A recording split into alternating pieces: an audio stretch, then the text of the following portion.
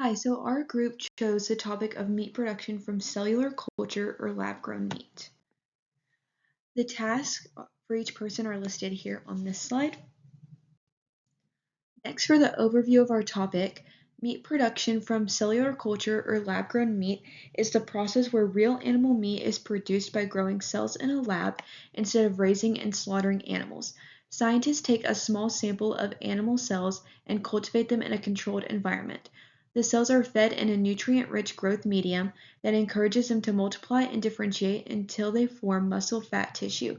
This method can reduce the environmental impact and ethical concerns linked to the traditional way of meat production. However, it is expensive and there are still unknown long-term health and safety risks. Next, this slide shows the steps in lab-based meat production. First being that tissue is extracted from live animals through biopsy, and then stem cells are extracted and isolated from animal tissue. Then those stem cells are proliferated and differentiate into muscle fiber in a bioreactor. And then lastly, those muscle fibers grow on scaffolds to form structured meat. Next, we have our popular press perspective, and the public opinion on lab-grown meat is diverse, with some believing that cultured meat can be a solution to environmental decay and an improvement to food safety.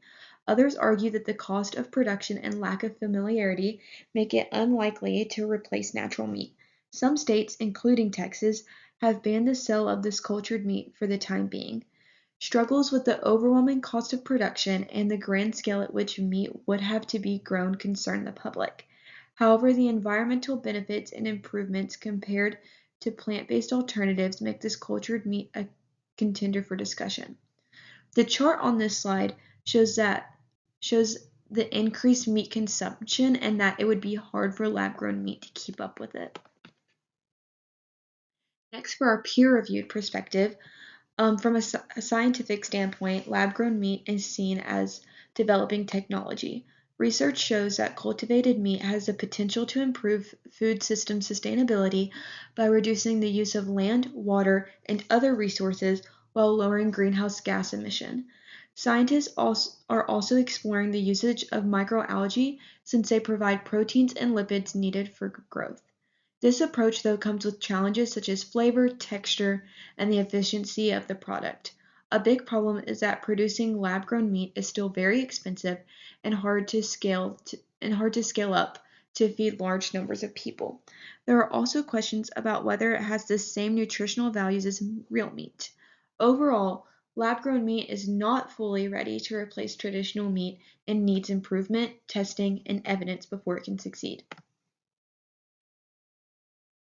So our consensus is that lab-grown meat is not fully ready to replace traditional meat and needs improvement, testing, and evidence before it can succeed.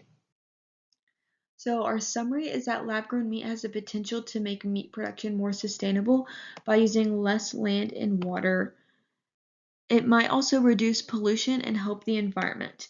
However, it is still expensive to make and not easy to produce on a large scale. Many people are unsure about eating it, so it needs more testing and time before it can fully replace regular meat.